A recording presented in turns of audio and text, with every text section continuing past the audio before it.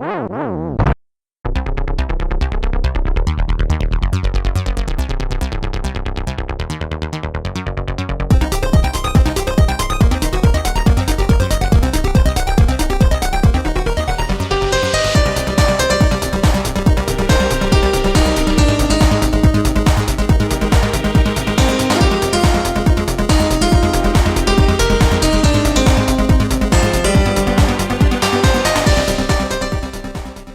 and welcome to Video Game Hangover. I'm Randy Dickinson and I'm in Harrisburg, Pennsylvania. Hello, I'm DJ Ross. I'm in Mountain View, California. Each week here on Video Game Hangover, we talk about the games that have been keeping us up at night. It is the third week of our summer Backlog Attack, despite what it says here in my outline. And we are playing Raji, an ancient epic, and a wide assortment of frog detective games. I'm going to get on our intern's case about having these outlines updated. Let me do that right now. Yeah. What are we paying them for? Third. Are they getting college credit for this? Not anymore. Just expelled. Not without my letter of recommendation, they're not. Yeah. Attention to detail needs improvement. Yeah, clearly it's not a strong area. But yeah. Man, how many Frog Detective games did you play? I played both of them. Okay. So 3 in your life, then. 3 in my life? You and I played a Frog Detective game at some point in the past. Oh, yeah. No, I replayed that one. Oh, wow. I'm committed to this whole Frog Detective thing, I've decided. Stop trying to make Frog Detective happen, DJ. Yeah. Well, I kind of want it to happen. The third one could come out any day now. Any minute now. At least you're ready. You're prepared. Yeah, I'm all set. You've met all the prerequisites. Straightened out my Frog Detective lore. Those unanswered questions answered. The Frog Detective Unified The Frog Universe. Detective Cinematic Universe, yeah. There you go. That's what I was looking for, yeah. All 3 Frog Detective games, plus Howard the Duck. Is there a Howard the Duck game? I would play that. There may have been. I don't know. They tried to cram that into the MCU, but I'm not sure how that actually played out. Yeah. He has a little appearance at the end of one of the Guardians of the Galaxy's game. Yeah. Yeah. Oh, is he in the game? Not game. Not the game. Oh, I think he is in the game, actually. But he's also at the end of the movie, the first movie. Voiced by, who's Scott Evil from... From... What's his name? Oh, man. Seth Green. Seth Green. What's the Scott Evil thing from? Why? That's from Austin Powers. Austin Powers. I'm having trouble with names. Why did that need to be Seth Green? I mean, not that, no disrespect to Seth Green. He's not at the top of the A-list. But it's like how they got Vin Diesel to be the tree. Like, that didn't need to be Vin Diesel. You probably overpaid for that. Yeah, I'm not sure. I mean, they got Sylvester Stallone to be the shark, and really struggling with names today. Maybe I need more coffee. I'm not sure. In Suicide Squad. Oh, that's ridiculous. I was going to say Finding Nemo, but I don't remember him sounding like Sylvester Stallone.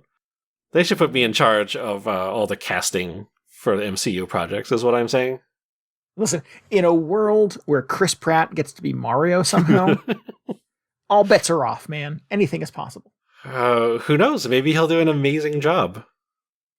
Or maybe he'll just sound like Andy from Parks and Rec. I can't wrap my brain around sort of the infinite number of possibilities that could go. I don't know. I'm not sure. The entire spectrum is open. He could be anywhere on it. It's kind of terrifying. Yeah. You know what I did recently? This is slightly related, is I watched the Sonic the Hedgehog 2 movie. Oh. Which is weird. I'm not even sure how to refer to this, because it's not like, it's not a movie based on Sonic the Hedgehog 2, the game. Which is how it sounds when I describe it that way. It's the sequel to the Sonic the Hedgehog movie. I don't need to over-explain this. I follow. I'm with you. Yeah, it's just weird, because I was like, what's the Sonic 2 movie? And they're like it sounds confusing to me. But anyway. Are people asking you a lot of follow-up questions when you say that out loud? Oh, yeah, they're confused. Like, did you watch the Sonic and Knuckles movie next? Or, I don't know. Yeah. That hasn't actually happened. Did you see either of these? No. Oh, no. What are you waiting No. for? No. People like them. I don't mean to condescend to it. I've heard good things. I actually just read an article over the weekend that was like the success of Sonic and Uncharted has Hollywood scrambling to make as many video game movies as possible. I was like, ugh. Was Uncharted successful? Uncharted was crazy successful. The Uncharted movie made a ton of money. Yeah. Maybe I should watch that one. Which is completely inexplicable to me. I'm on the record, but Tom Holland sells movie tickets. Asses in seats, man. No, the Sonic movie was good though. I mean, I like both of them quite a bit. I want to say I feel like they're probably the only good video game movies. Have you seen Detective Pikachu? Oh, I forgot about that one. No, I have not. Yeah. No. Yeah. I remember you saying that was good. I should watch that. Yeah, next. I watched that on a plane one time and thought it was quite entertaining. Okay, well, they're the only two good video game movies that I've seen until I see Detective Pikachu. Okay.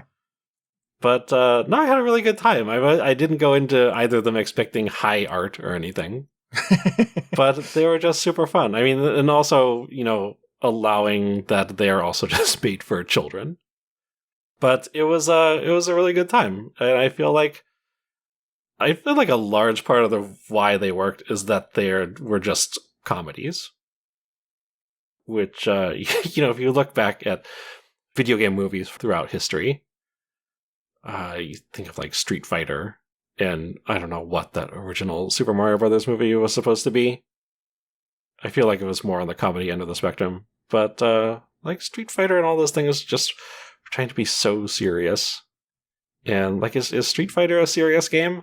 I don't know. It's kind of silly. It's a little silly. Yeah.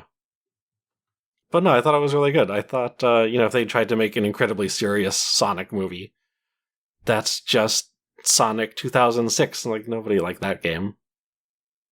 But, no, do the comedy thing. Like, I hope the Mario Brothers movie is a comedy. Like, it better be, right? It's not going to be a serious Mario movie. Yeah. But I mean, like, what is like Mario's comedy brand, though? Like, I don't know. He doesn't even talk. Is it dry humor? Is it like slapstick? I'm not like, where does Mario land on the spectrum of things that are funny? I think I prefer not to think about the Mario movie. Because, like, how could you even welcome to this conversation, DJ. I can't imagine Mario in a story that has, like, a beginning, middle, and end. Mario's always just in the middle of doing something. It's like, oh, he's playing golf. Oh, he's climbing a flagpole or whatever. Yeah. Or he's There's relaxing. no conflict he needs to resolve. Yeah. And, I've started playing Paper Mario for our week 4 Backlog Attack challenge. And the first 10 minutes of that are like the first 10 minutes of every Mario game. and I'm like waiting for the shoe to drop. He like gets invited to a party. Oh, there's a party at Princess Peach's house. And I'm like, oh, don't go, Mario. You know how this ends. Well, so those actually might be the best case for Mario being in sort of a narrative adventure. But like, if you look at those games, he doesn't even talk in those. It's all the other characters just explaining things to him. Yeah. And he's Mario, so he just stays silent and does it. In the first 10 minutes of Paper Mario is Luigi reads the letter with the invitation. Luigi talks? Yeah, Luigi talks. Luigi does not stop talking. But Mario does not. Oh, so I don't know about that. Does Luigi talk a lot in those Luigi's Mansion games? I don't think he talks at all in those games. No. That's weird. just the little scientist who gives you all the ghost busting gear talks. Yes, I just can't imagine a whole movie where it's just all the other characters talking to Mario, who I assume is on screen most of the time, but he just never says anything. Who just looks confused. Yeah. I mean, obviously he's going to say stuff since they're paying for Chris Pratt, but right. Yeah, it's going to be weird. Unless that's the joke. Unless that would be incredible, but I don't think Nintendo is, that's their style. Mario doesn't say a word throughout the entire game, and the end credits are all Chris Pratt as Mario. They're just making this incredibly high concept, like Mario, like weird surrealist comedy. It would be amazing. And Charles Martinet is sitting in the front row, angry. Just angry. But anyway, Sonic the Hedgehog, I want to say it's really good. It was just entertaining start to finish. Jim Is Carrey. Jim Carrey still in them? Okay. Yeah. That's still a thing, right? I gotta say, Jim Carrey just in top form. Then, like, clearly showing a lot of restraint because, it's not like, peak Jim Carrey from the 90s. But sure. I feel like if you're going to list out the movie roles that Jim Carrey was born to play, it would be, like, The Mask. And then probably 2 is Dr. Robotnik, because he just does such a good job. I don't think, like, if you had asked me to cast the Sonic movie in 1993 or whenever that came out, I would have gone to Jim Carrey for Dr. Robotnik, but he is incredible. Here we are. Yeah. Yeah, it's so good. Also, there are just a lot of really, like, incredibly good / stupid Sega Easter eggs throughout. So, like, I'm not even a huge Sega fan, but there were points where it's like, okay, I get it. I see what you're doing. It's really good. Yeah. Really good. That's funny. Yeah, I mean, I really have. I don't think I've ever played a Sonic game. Like, I get it. It's certainly part of like pop culture. So to a certain degree, it's sort of like washed up on my shore. But I don't know. Also, it's a kids movie, so there's a part of me that's sort of like, is this for me? I mean, I don't think you need to be into Sonic as a character or into any of his friends. I certainly am not. I was just like, okay, he's kind of just a goofy action hero, and Jim Carrey is on the screen every few minutes, so it's good. Yeah. I think that's kind of why Detective Pikachu worked, because I know nothing. I know very little about Pokemon or Detective Pikachu, and yeah, it didn't really play to that. I mean, sure that there was stuff happening, and Pokemons that appeared on the screen where if you were a giant fan, you can go, oh, there's a whatever. Bidoof. There's a Bidoof, right? But for me, it was just, it was like, oh, he talks and he sounds like Deadpool. Yeah. Well, I kept thinking that Ryan Reynolds was like a character who Pikachu talked to in the movie. I forgot that he actually was Pikachu. No, he is Pikachu, yeah. He should have done both. The missed opportunity. No, I think you'd be fine with the Sonic movie because they're like, I mean, there's Dr. Robotnik and there are just 3 Sonic characters, so you're good. Right. Well, my next airplane ride, I'll keep that in mind. Yeah. If I need in-flight entertainment. Circling back to our about Uncharted, it is the 5th highest grossing video game movie of all time. Oh. Is that just because it's like the most recent video game movie? It has made $402 million. No, actually, because there is a more recent one in the top 5. Sonic the Hedgehog 2. Oh. Yeah, has made $404 million. Well, it edged out Uncharted by $2 million. Good for him. Where's Sonic the Hedgehog 1? Is that in the top 5? That is the number 8 of all time. Oh, well, that's still pretty good. Yeah. What is the number 1 highest grossing video game movie of all time, you may ask yourself? All time? Is it Street Fighter? It is not. No, Street Fighter. Let's see where Street Fighter appears on the list. Capcom loves to talk up how they're still making tons of money off that movie. Number 26. Oh, no. Yeah. Oh, well. All right, what's number 1? Number 1, Warcraft. Oh, gross. I forgot they made that. Yeah. $439 million worldwide. Well, I mean, at least they made their money back. That looked expensive. So top 5 in order: Warcraft, Detective Pikachu, Rampage, Sonic 2, and Uncharted. Rampage. I had to stop. I had to turn that off. Just not a good movie. It pops up sometimes on like the Super Channel, and I'm like, oh, is this Jumanji or one of those other like, very FX-driven games that The Rock tends to show up in, or Doom or something like that. I'm like, no, it's Rampage. Ugh. Should have put him in Sonic the Hedgehog. Well, good. It pleases me that Jim Carrey's still getting work. Oh yeah, no, he's terrific. It looked like he was having a lot of fun, so I'm happy for him. Yeah. I think I remember reading somewhere or hearing somewhere that like he pursued that, like he wanted that. Since when? Since like he was the reason they made a Sonic movie in the first place? Or they? Well, like maybe it's about. And I don't know how these things work in the universe, but hey, they're making a Sonic movie, and if you're Jim Carrey, you go, okay, I want in that. Yeah. Yeah. So I'm not sure. I can see that. He called his people called Sonic. Yeah. He Yeah. called Sonic's agent. Yeah. Anyway, So, I forgot how we got on this, but Sonic the Hedgehog 2. Good movie. I'm just excellent. putting it out there. Well, good. What is your favorite video game movie of all time? Well, it's probably Sonic the Hedgehog 2. Like, the Is it other now? ones Yeah. are not good. I mean, Final Street Fighter Fantasy, is The great. Spirits Within. No, it's terrible. Street Fighter is good just for the camp, but it's not a good movie. I'd probably watch Sonic 2 again.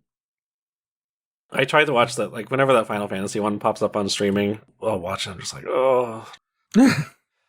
It's not even like, I mean, Street Fighter is least entertaining, ironically. The Final Fantasy one is just, it's not good. Yeah, I don't know if I have an answer to that question. I've seen a lot of really bad ones. I don't know. They're all bad. The least worst. What is your favorite terrible movie is the question you're asking? Lara Croft Tomb Raider. No, I didn't see that one. I can't imagine that's good. It's not great, but yeah. In 2001, though, I had a big thing for Angelina Jolie. Okay, well then, sure. And it's a horrible list. I'm just looking at this, and it's just a lot of trash. Yeah. Mortal Kombat. Oh, not good. Hitman, Silent Hill, Max Payne. Silent Hill, I thought movie, had its merits. Still not a good movie. Yeah. I'm going to close this wiki. It's just making me sad. Yeah. So anyways, we should talk about what we've been playing. We should. Friendly reminder for all of our listeners that the Backlog Attack is a thing that is happening now. We are spending this part of our summer playing 4 games from our gaming backlogs. We would love for you to play along with us. You've got until September 12th to wrap this thing up. So, a week and a half-ish. Yeah. It's a little longer this year because we had some website trouble, but that's all good. It gives you a little more time to get through that last game you're trying to 100%. Yeah, there you go. So the most impressive feat of backloggery this summer will win the new release game of their choice. You can check in, update us on your progress. You can do that on Twitter, on Discord, comment on the show post at VGHangover.com. Let us know what you're playing. Let us know how it's going. And loop us in on your progress report. Yeah.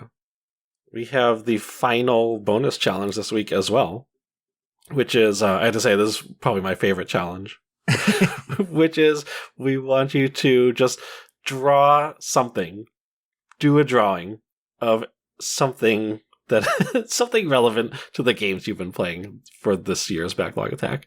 I was going to say this, like whatever you're playing this week, but I'll leave it open to you to pick something that stood out in your mind.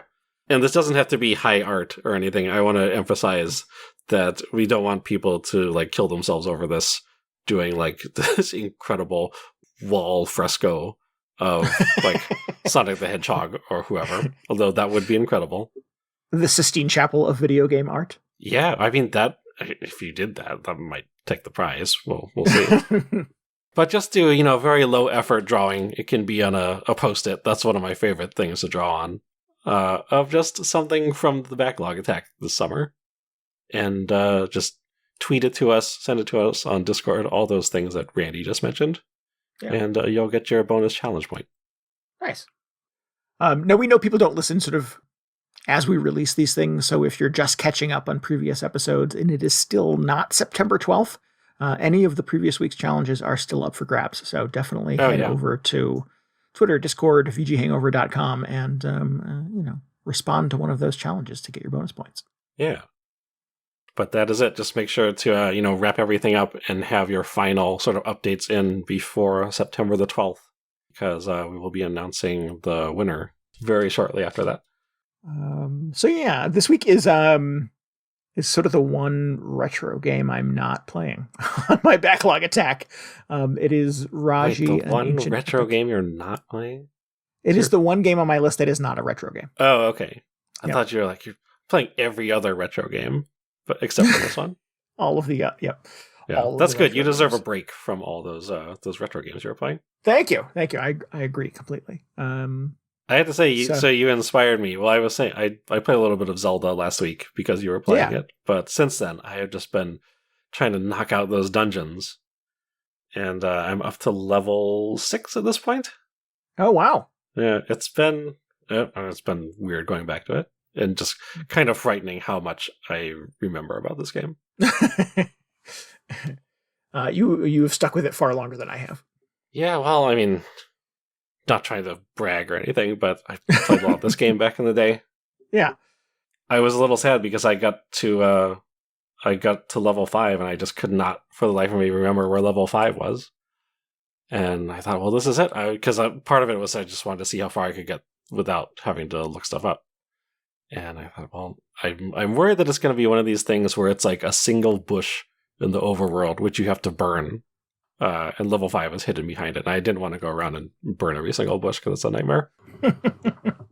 But I had just this flashbulb moment a couple days ago. I thought, oh, that's where level 5 was. And I went there, and it was there, sure enough, and got through it. So, back on track. Excellent. But anyway, that's not even my backlog game. I just wanted to mention. When was the last time that you played the original Legend of Zelda that you're able to sort of summon memories of having gone through it and where things are? It was probably like 3 or 4 years ago for Extra Life. But I was thinking, like, I played this game originally when I was, like, learning how numbers worked. So it occupies very formative areas of my brain, which is probably not great. It's probably more important information that could be in there other than the location of level 5. But I just, like, can't get rid of it. Well, it's kind of neat.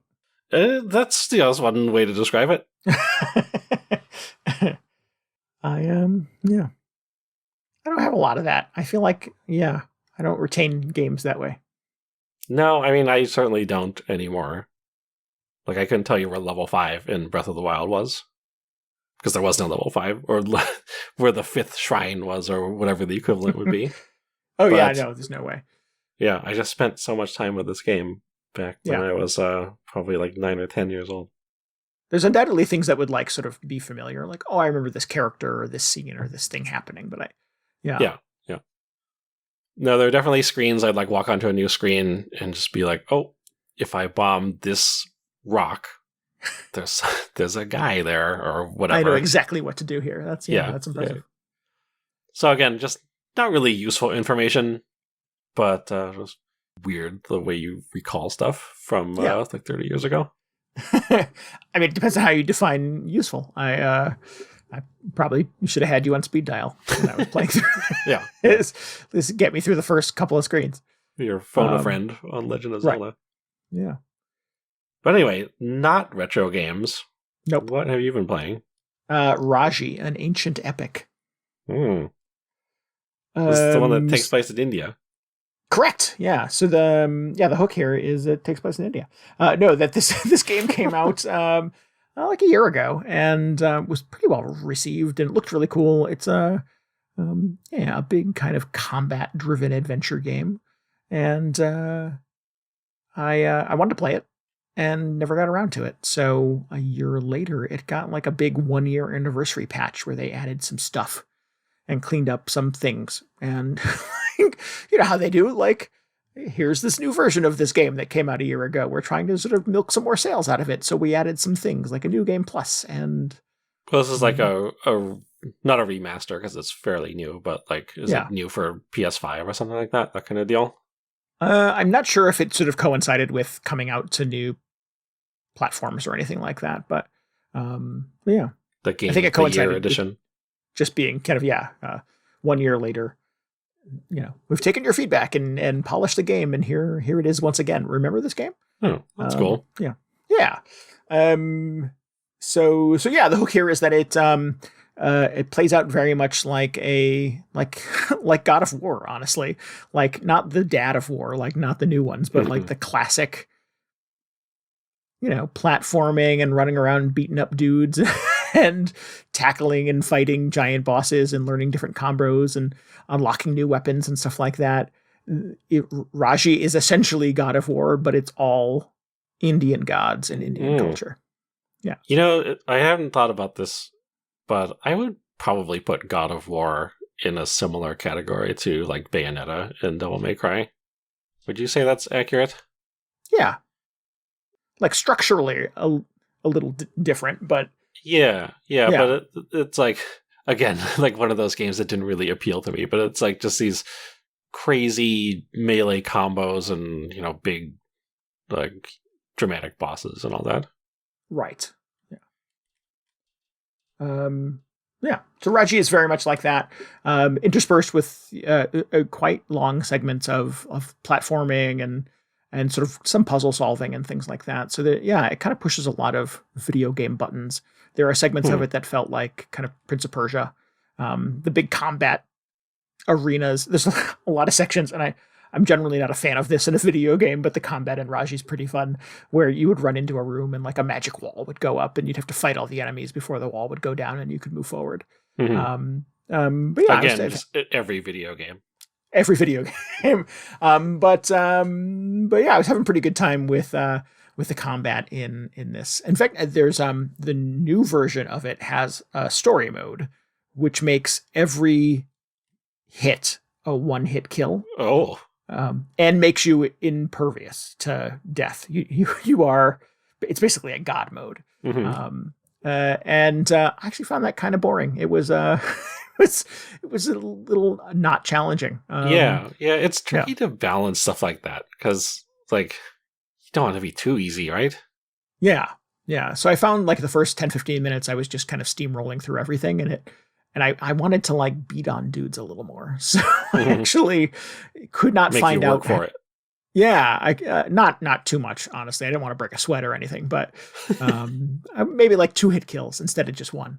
So I couldn't figure out how to change the difficulty mid-game. I had, like, at that point I only like put 15-20 minutes into it. So I went back and just started the whole thing over again and played it on easy rather than sort of normal. And that put up a modest challenge, an easy challenge. But at least, there was some threat of possibly dying if I took too many hits or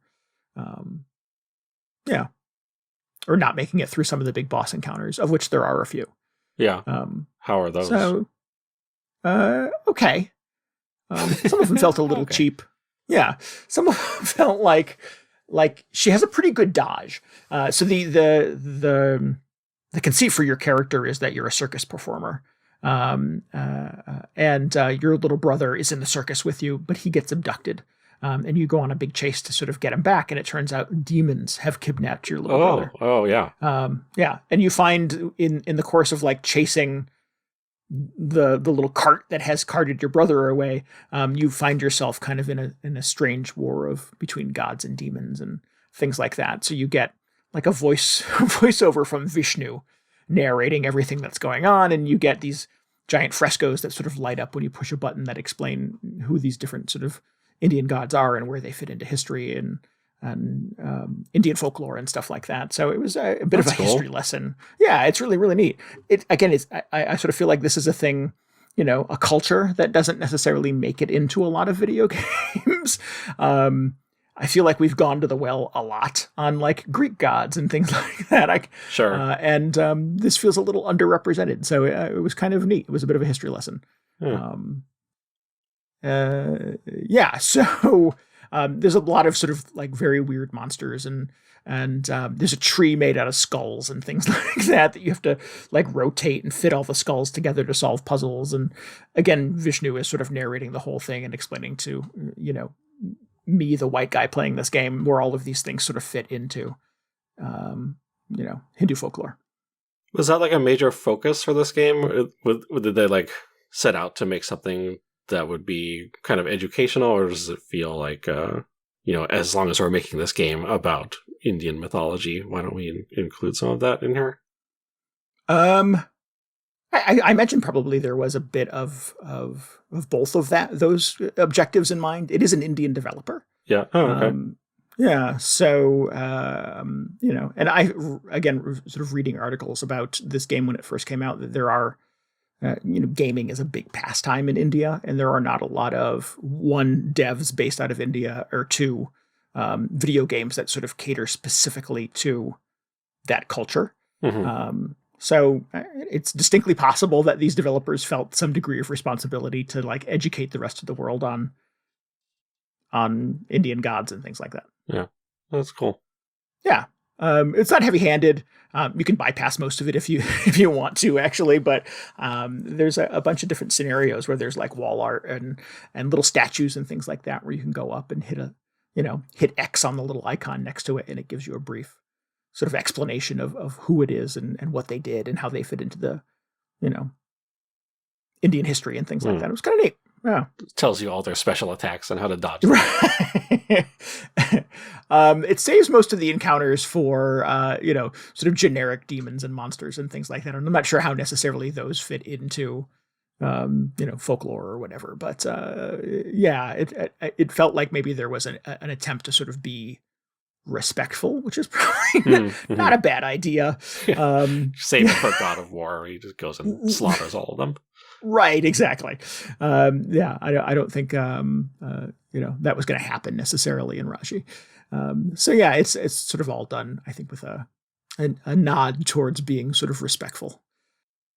But that said, it is a lot of fun. I had a good time with it. It's jumping from platform to platform. There's a lot of wall running and stuff like that. So there are those platforming segments that sort of feel like you have to chain together a bunch of these cool little moves. Because she's an acrobat, she can kind of do little backflips and, sidle up and down poles and do little balancing beam things and wall running and stuff like that. So you get a lot of those little segments kind of chained together, which feels very much like a Prince of Persia kind of game. Or Uncharted even, for that matter. And then, you would run into a courtyard and the invisible walls would go up and demons would manifest from the earth. And you'd have, I think you get 4 or 5 different weapons. You get like a bow and arrow. You get a giant sword and a shield. You get, what's the other thing? A long pole with a poker on the end of it. I forget what that's called.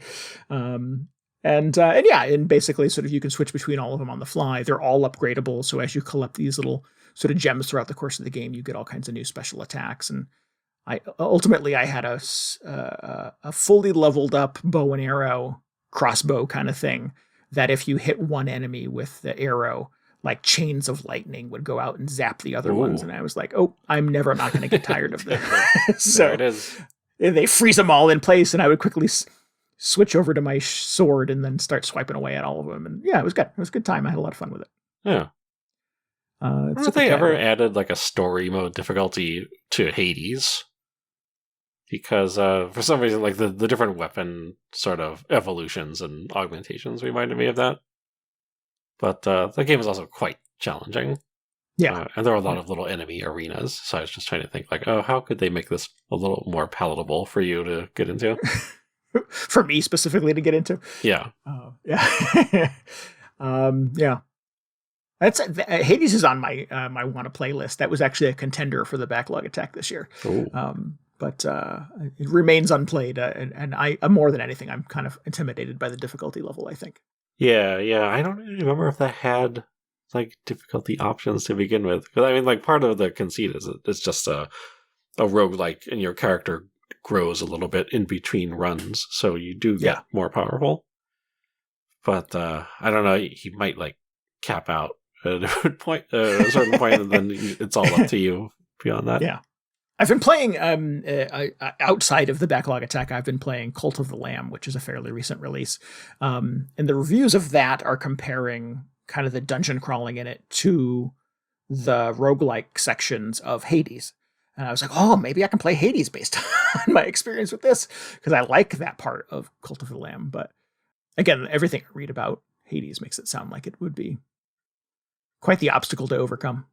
Yeah. Yeah, but Raji is cool. I mean, I have a good time with it. It's fairly brief, 5 or 6 hours. You kind of get through the whole thing. Pretty story heavy. Lots of fun, kind of running around and beating up bad guys and climbing up walls and stuff like that. You have a lot of really beautiful.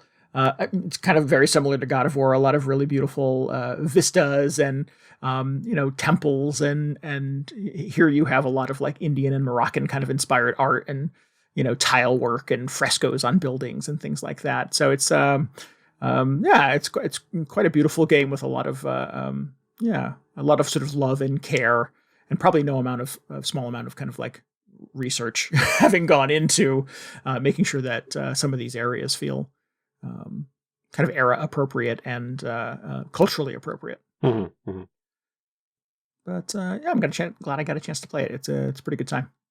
That's cool. Yeah, I never even heard of this, but everything you said makes it sound really interesting. Yeah. And yeah, I don't know if I played any games that have taken place primarily in India. So that is also just a cool change of setting. Yeah. I love sort of the juxtaposition with God of War 2 because in Raji, you are essentially a teenage girl who is more or less the God of War. So you're not like big hulking Kratos who's with a babe on each arm. You're a 19-year-old circus performer who's trying to get back her brother who was stolen. And you just waste everybody in your path trying to get to him through a fun series of kind of interventions from the gods who give you cool power-ups and weapons and things like that and sort of aid you in your search. But I just love sort of the mental image of sort of Kratos just smashing everything in his path and, cool little 18-year-old Raji just trying to get her brother back. Yeah. And basically the two of them have a very similar kind of story arcs in a lot of ways. So it's cool that, it's easy to put like a big muscle dude in a video game, have him just rock everything. But you kind of have to, I think, maybe work a little bit to put a feisty 18-year-old girl in the center of your game and have her kick everybody's ass. And they do it pretty well in Raji. Although I was just thinking it would be incredible to get one of those Bollywood superhero guys who's like, the ones who are just like drifting their horses around corners and, jumping over entire buildings and just make a game around that. Yeah. Yeah. That might be out there somewhere, but that is not this game. No. Yeah, that'd be kind of fun though. I would play that. Yeah. Somebody should do that. Maybe they could do that next. I don't know. The music in this is really good. I actually, your challenge from last week, DJ, was to share a piece of music from one of your Backlog Attack games. And I found a cool little medley of tunes from Raji and dropped it into the chat on our Discord. It's really good. I had a good time with it. It does not sort of go full Bollywood by any stretch, but it is, historically and culturally appropriate instrumentations. But it's very much sort of a driving video game soundtrack. So it's cool. It's a lot of fun. I enjoyed listening to it. Oh, yeah. Even more reason to check it out. Yeah. Yeah, this is so stereotypical at this point, but in Endwalker, the Final Fantasy XIV expansion, they have all these absurd sort of zones you go to. Like you go to the moon at this point. You just spend some time up on the moon and like all these really fantastic destinations. But then one of the zones is just like the Final Fantasy world equivalent of India because that, there are a lot of sort of real world analogs in these expansions. And it's by far my favorite zone, despite having all these amazing places you can travel to. I'm just like, I love this place. It's just like this tropical island. And I think they sent the sort of development team to India, or I don't know if they went there specifically, but they always talk about how they do these like research trips to make sure sort of like all the inspiration is as sort of authentic and accurate and sort of respectful as possible. And not based on stereotypes or what you've seen in Bollywood movies. Yeah. So, I don't know, it just sort of struck me as like, this really isn't a setting that appears in a lot of games, and I'm kind of disappointed that, why didn't they do the entire expansion all Indian themed? And it feels like they kind of shoehorned it into going to the moon and all these other places at the same time. But I really find myself thinking like they kind of did the Japan and China expansion a few years ago. It's too bad they didn't give India sort of the same spotlight, because I think that would have been really cool. So anyway, so it kind of like whenever I find myself in that zone, I just think like, oh, I wish there was more out there like this. So this Raji thing sounds like it could fulfill that. Yeah, definitely. Yeah, I mean, you don't ever sort of, you're not ever not in India. So right. You get full immersion. It's a video game version of India, obviously, but it pushes all the right buttons and I thought it was good. Like I said, it's quite beautiful. And definitely a place that gaming doesn't necessarily go very often. So, I kind of dug that. I mean, it's one of the things I like about sort of like Sleeping Dogs. It's the only game that I can think of that takes place in any part of Hong Kong. And again, I feel a little underrepresented in terms of video game, travel destinations. So it's just cool in that game to like go to a night market and stuff like that. And I'm like, if this was the whole game, I'd be all about this. This is really neat. Yeah. Does it have, is it voiced? Or is Raji voiced? Yeah, that's actually a good question and a little segue to kind of my final thought here is that I guess the game got some criticism initially for only being voiced in English when it first came out. And the new kind of 1 year edition of this game it has a full Hindi voice cast. Oh, incredible. With English subtitles. So when I first started playing it, I had it on the English dub and I was like, I don't care for this. I'm feeling it. So I switched it over to Hindi and just love the subtitles on in English. And I'm like, oh, this feels much better. This is really good. Oh, that's amazing. Oh, yeah. I love that. It's been so long since I played a game like that. I was just thinking, like, I played Assassin's Creed 2 in Italian, which was just the best. And there's just so few opportunities, I feel like, to do that. And I was thinking recently, like, I remember playing a game that was in, like, Chinese or Cantonese. I think it was like it must have been Sleeping Dogs. I actually am not 100% certain of that, but I feel like if any game, if it would have been a game, it probably would have been Sleeping Dogs.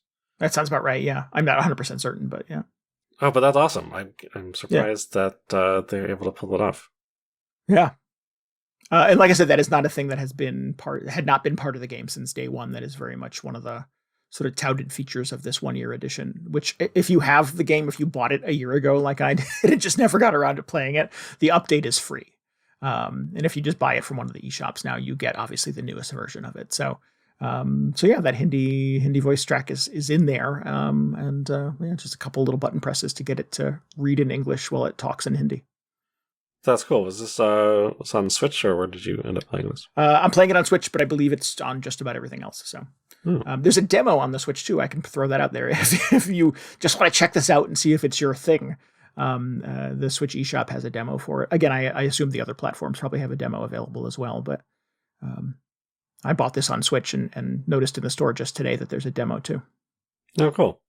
Yeah. I'm definitely going to bump that up the list. I love any game you can play with sort of the native language track.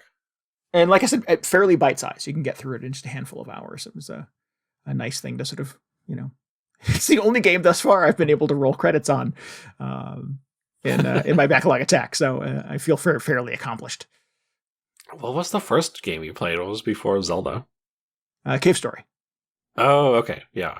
I think I'm super close. I probably just need to go back to Cave Story for like 20 more minutes and I would get there. But that game puts up a significant challenge and I have very little patience. Yeah. Some of the bosses in that I remember being fairly difficult. But yeah. I think you can do it though. Yeah. It'd be nice to say I did. Yeah.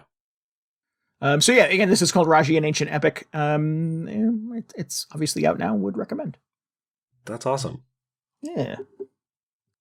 So talk to me about Frog Detective. Yeah, so I got back into Frog Detective, which, as you mentioned, we played a few years ago. I think pretty close to when it came out. I had to go back and look this up. It was in 2018. And for whatever reason, just was not super into it.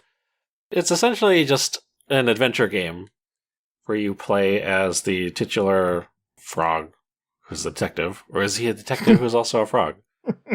I feel like it's probably the former, because every character in this game is just an animal that walks upright, and they all have different jobs. But he's a frog detective. He is called to go deal with this case, in the first game anyway, about a haunted island, and there are a whole bunch of other animals there. And you just have to talk to them, and, everybody has some problem they're dealing with, and they need your help to solve it, and along the way, you hope to pick up enough evidence to help you get to the bottom of this case about whatever is haunting this island. But it's all just incredibly light and silly, and I don't know. I forget what my exact reaction to it was, but it just felt kind of like inconsequential, everything that happened in this game. Yeah, that was my take on it. I think, and again, well, you said 2018 when the last Yeah. time we jumped into this, so it's been a little bit. But as I sort of look back upon it, it feels very kind of ethereal. I'm like, it didn't make much of an impression. It didn't put up a huge fight. It was pretty easy to consume, but kind of, I can't summon any memory of it other than it's fine. Yeah, I mean, it's mostly just an excuse to get these weird characters on the screen and have kind of silly, surreal conversations, and nothing necessarily needs to connect to anything else logically. Like, the biggest task you need to complete in the first game is to build a bomb so you can blow open a cave. And it's like, what do the ingredients you need for a bomb?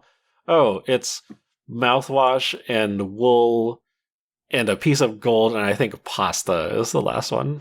It's like, sure, it's an adventure game, so there's probably been more nonsensical stuff that has happened in adventure games of the past, but also they're not really going to teach you how to make a bomb. No. I mean, I don't know. Maybe that's just irresponsible. Works. Yeah. But anyway, so my impressions at the time were just kind of like, I don't know. It's just not clicking with me for some reason.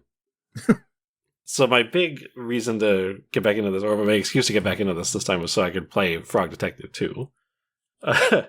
But as part of it, I decided, I'll just go back and give the original a shot as well, see if it lands differently. And let me say, 2018 was a very different time just in the world. And I feel like maybe it wasn't the time for me to play Frog Detective. But coming back to it now, where, it's just the world seems like a different place. Like, the culture of weird Twitter and, feel like, to some extent, that kind of Zoomer mentality is just fully permeated just wherever I happen to be online. And for some reason, that's kind of the tone of all the writing in the Frog Detective. And I'm just like, okay, maybe now is the time. Maybe I played this game 4 years too early. Yeah. Because for some reason, it's like, there's just that really specific amount of kind of irreverence or just weirdness to all the dialogue and jokes in this, where I'm just like, oh yeah, this all makes sense suddenly. It's just like, this is everybody I talk to now. They talk like the Frog Detective. And I was thinking about it, my complaints about the first one, when you're building the bomb especially, does any of this make sense? Not really, but does anything that you do in a Professor Layton game make sense? I don't remember any point in those games where I just thought, well, yes, this one thing logically follows to the next. And, the conclusions in those games are all just incredibly unsatisfying because of just how they invent stuff. Or how they explain stuff that you never possibly could have deduced from all this investigation you were supposedly doing. Plus, I mean, it is just about the worst way you could possibly go about solving a crime. Sure. Yeah. Is that, you're trying to sort of address something that is pretty serious. A slight has occurred here. At best, somebody's been kidnapped. At worst, someone's been murdered. And you're asking people for help, and they're like, sure, I'll help you, but first let's solve a puzzle. Yeah. And sure, there are other adventure games out there besides Professor Layton. Maybe that's not the best example, but it's it's what came to mind in terms of how satisfied I am with just the way you resolve problems in an adventure game. So, I don't know. I definitely enjoyed it much better the second time around. I just feel like it's just light amusement for 45 minutes or an hour, or however long it takes you to go through all these conversations with these animals. So I was pleasantly surprised. I was like, okay, so Frog Detective 1, I'm glad I gave it another chance. And then I immediately moved on to Frog Detective 2, which is really just more of the same. If it's probably not going to change your mind about Frog Detective if you didn't care for it. But as I was saying, now I'm into it. So Frog Detective 2, let's do it. It's just more elaborate conversations, more weird characters, more strange puzzles to solve that don't really make sense. I do kind of like just how straightforward it is, all the puzzles in this compared to other adventure games I've played. I'm thinking of the old point and click style ones from the 80s and 90s. And even like Professor Layton or Phoenix Wright to an extent, because in those it always seems like, okay, so there's some sort of barricade I'm facing, and I have all this weird stuff in my inventory. Maybe one of these things is the solution. Maybe I need to combine a couple of these things. Maybe it's just going to come down to me clicking every single thing and dragging it onto whatever character I'm talking to, and that will magically solve the problem. Right. Like, not incredibly satisfying. We've all been there.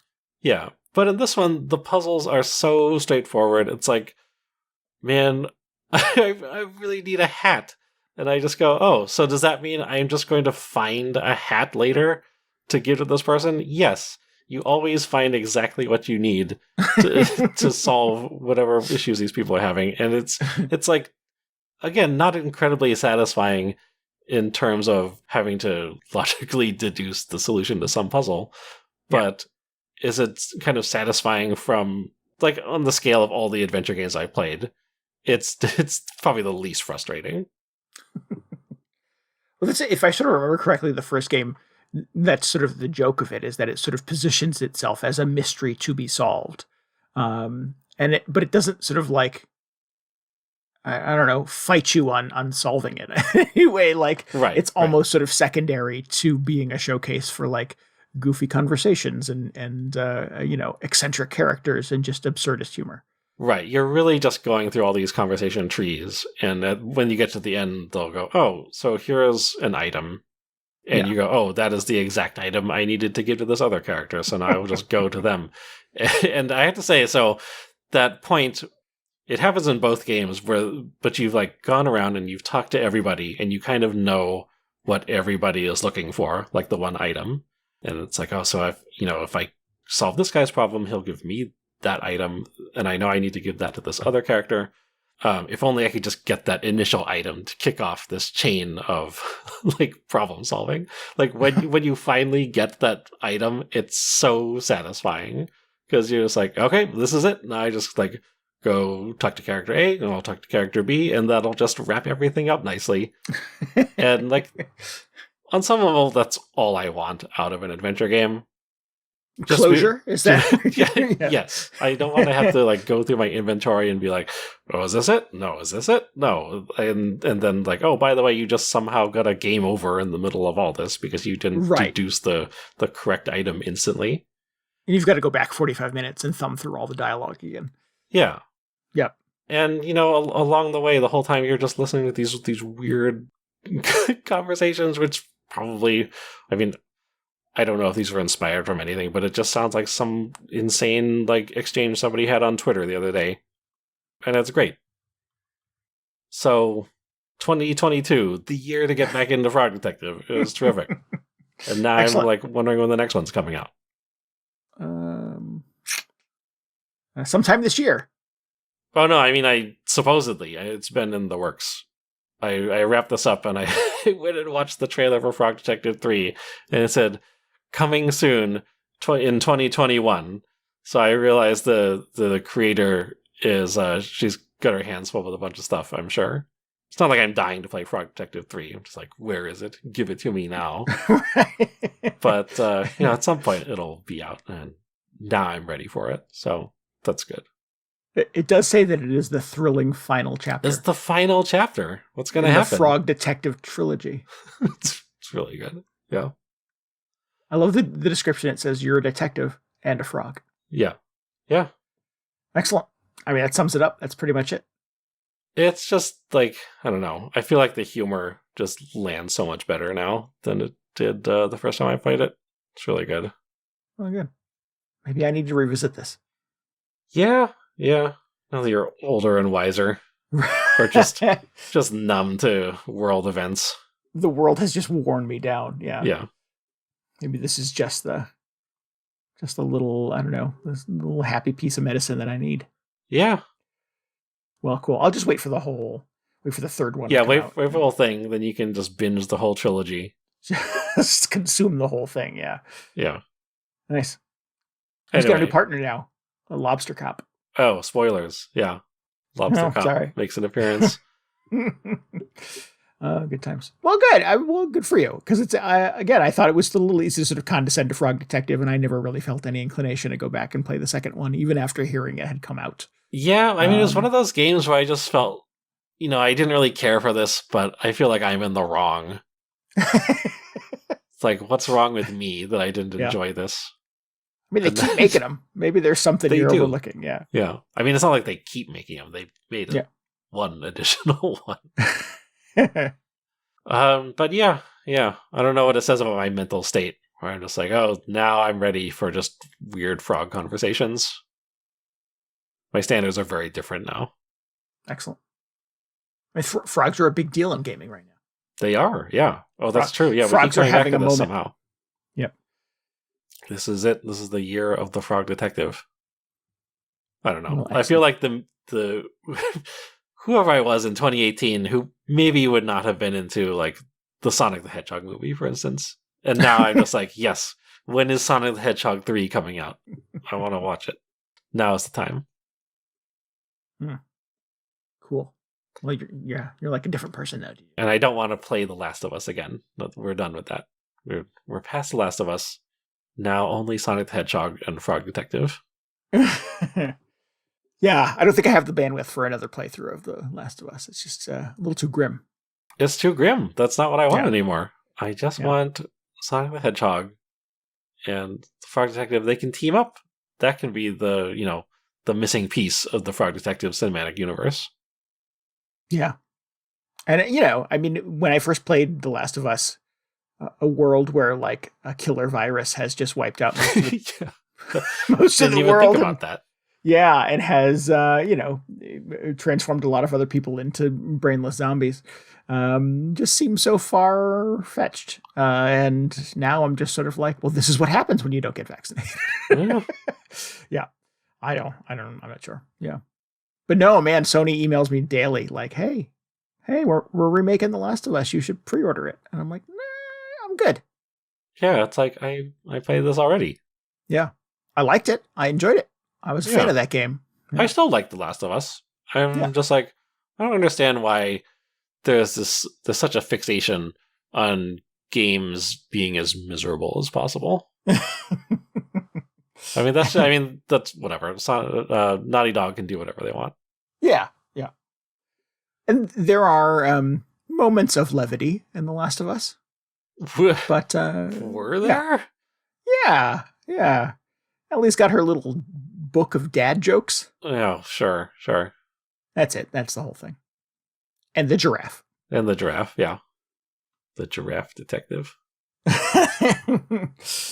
Spoiler alert. I don't know. Well, cool. Anyway, so I'm glad I went back to the Frog Detective. That was a good decision. And next week, I will finally get into Lunar Nights. I've been like, I keep putting this aside to play right before bed, and the problem with doing that is I'm very tired, and it's a more challenging game than I was expecting. Like, you gotta be on your toes, so I gotta just set aside some time to play Lunar Nights when I am conscious. But that's it. Good. That's my last game. Excellent. Mine will be the aforementioned Paper Mario. So yeah. We'll be back shortly with the final game in our Backlog Attack. Well, I guess that wraps it up, right? I think that's it. Are there any more Frog Detective games you would like to talk about? I wish. No, when's the third one coming out? Now that I'm just like, I've sort of been following the development on Frog Detective, or following the developer, rather, because her Twitter is very entertaining. Oh, excellent. But up until this point, I've just been like, Frog Detective 3, whenever that comes out, I'm sure it'll be great, and fans of Frog Detective will love it. But now I am just thinking, like, so when is it coming out? Where is Frog Detective 3? Let's do this. I'm like more invested than I was expecting. Oh. Well, it's quite an endorsement. Yeah, well, I mean, they're just like these quick little things. I feel like if you just need a few hours of just weird frog conversations over the weekend, you can do worse than Frog Detective. Yeah, I like that. I feel like there should be more games that are just sort of like an hour, just like a little episode of TV, just a thing. Yeah. All right. Well, let's wrap this thing up. If you need any more video game hangover in your brain, you should follow us on Twitter at twitter.com/VGHangover. And you can always get show notes and links and tell us what you thought about this episode at VGHangover.com. We would love for you to hang out with us on Discord. We can chat about video games. You can update us on your Backlog Attack. You can show off your fancy piece of art inspired by your Backlog Attack. Or not fancy. There's no judgment in that. Yes. Yeah. Yep. As fancy as you want it to be. Low effort. Your low effort artwork. Yeah. Yep. Do that on our Discord. And there's a link and an invite to our Discord at VGHangover.com as well. We would love for you to subscribe, rate, and review us on Apple Podcasts, Google Podcasts, or anywhere else you can get a podcast. And hook us up by telling your friends about the show. Yeah. Really help us get the word out about the show. And we appreciate it a lot. Excellent. We would like to give special thanks again this week to Saria Lemus for our intro and outro music. If you want to hear more of her work, you can go to pettypanol.bandcamp.com and just buy her entire catalog. That would be a terrific thing you can do. Yeah. And this is a really good week to do that because this Friday, September 2nd, is the return of Bandcamp Friday. Excellent. Well, then, definitely do that. Yeah. There had not been one of those for a few months now. It's like they took the summer off for some reason. But oh, really? But yeah, so Bandcamp Friday is back this Friday, September 2nd. If you go to pettypanol.bandcamp.com, anything you buy from Saria Lemus or anyone else on Bandcamp, that creator gets 100% of those proceeds. Yeah. They don't give a cut to Bandcamp that day. So that is an awesome way to support somebody who is, doing creative things for a living. Terrific. Well, so I always sort of jokingly say buy the entire catalog, but this Friday you should actually buy the entire catalog. That's the day to do it, man. Yeah, absolutely. Cool. We'll be back next week. Until then, this is Randy Dickinson. This is DJ Ross. Thanks so much for listening to Video Game Hangover. Goodbye. Good night. See ya.